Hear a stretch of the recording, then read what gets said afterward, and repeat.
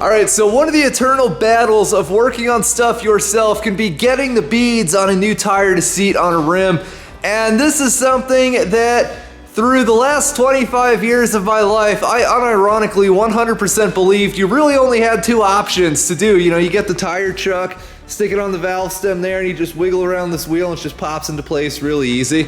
I mean, it's easy when other people do it. The tire guys could do this in like a matter of seconds. I can never get it to work. Or you could do the sketchy thing that everyone says not to do, but everyone does, which is to spray ether on the inside of the tire and light that thing off and let it go foomp, and then you're good. I didn't realize there was a third option, but I was at the tire shop a couple weeks ago. I was having some implement tires installed, and these guys could not get the bead to seat. Now, I change a lot of tires in-house, but things like implement tires with really stiff walls, you know, that, yeah, I'll pay someone else to do that. And they're wiggling around this tire, and the beads just won't seat on this thing. The tire just won't seat on the rim. And one of the tire guys procures this big old metal yellow tank, and it's got this funnel-looking thing on the front of it, and he just rests this part of it on the rim and gives this thing a good yank, or actually, I guess, yeah, like that. And just a huge burst of air comes flying out of this thing. And then the tire's on the rim and everyone lives happily ever after. And I saw this, I was like, that is cool, I need one of those. So I did some looking around on the internet and I figured out that the Cheetah Bead Seater CH5 is evidently the one of these to have. This thing gets really good reviews on Amazon. It's a pressure vessel, and unlike the cheaper ones, which are pretty much just built to be as cheap as possible, this is actually like an ASME certified pressure vessel, which is really good because when you stuff something like this full of air, I mean, it's cheap insurance to know the whole thing isn't just going to explode.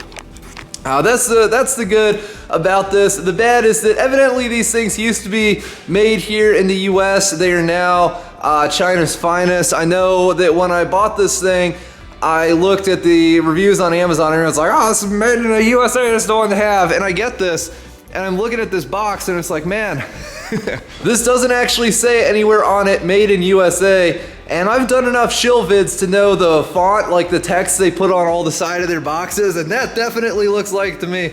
So sure enough, I get this thing, and yeah, there we go. But you know, whatever.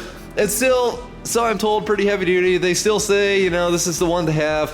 And I mean, I'm still willing to pay more for the ASME certification. But anyway, just kind of rambling because I have no idea really what to do with this. I've never used one before. I guess the concept is pretty simple. I did read the manual on this, and they say to put between 40 and 120 PSI in this, and it should seat pretty much any kind of tubeless tire from 4 inches to like 24.5 inches or whatever the manual said. Now this one shouldn't be all that difficult. As you can see, that's resting on there pretty well. I bet I could even do this without this thing, but normally that's not the case. Normally, you know, it's a big operation to get something like this to seat, and you know, unless you're a real tire pro or whatever. So we're gonna try it out on this thing and see what happens. Now, another advantage of these, from what I've seen, is if you do have a huge gap between the tire and the rim, like in some cases even a matter of inches, just that huge burst of air all at once, it swells up the inside of the tire and it makes it seat.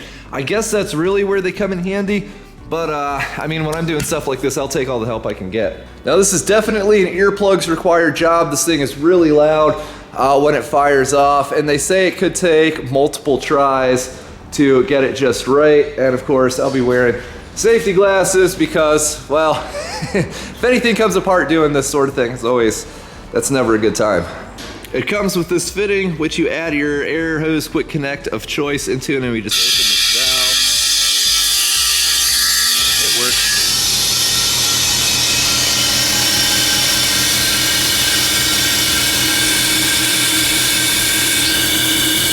All right.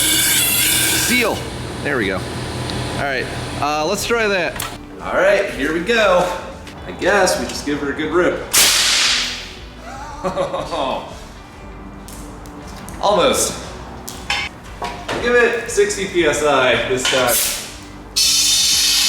Now, if you know where to look, there may or may not be some videos on YouTube of people launching beer cans out of these and whatnot.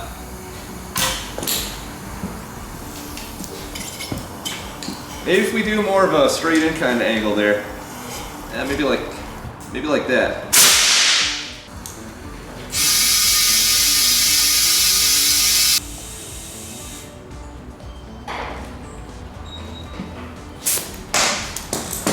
think we're in business. Well, I wish they would all seat that easy, but that may or may not have been the greatest test in the universe. Probably not so much due to the fact that, like I said, there was not a particularly large gap between that tire and the rim itself. But we got it on there, and this is the kind of thing where if you are trying to seat a tire with a pretty large gap between the tire itself and the sides of the rim, this, especially if you pair it with one of those tire chucks that like clips onto the valve stem so it's flowing air that way as you hit it with this thing, should be a major recipe for success.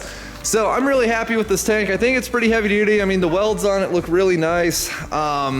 You know, it's like that Hitachi portable air tank that I got for airing up tires over there. It's yeah, it's an import, but evidently the quality standards are really high. It's ASME certified. I think it was cheap insurance over buying the the ones just built for the absolute least amount of money possible. I have no regrets about this thing, and hopefully well, you guys have seen my yard. Definitely I'll have a chance to try this out on some other stuff coming up soon. So just a random little video of the day. As always, thanks for watching. Don't forget to rate, comment, and subscribe for more. Cheers.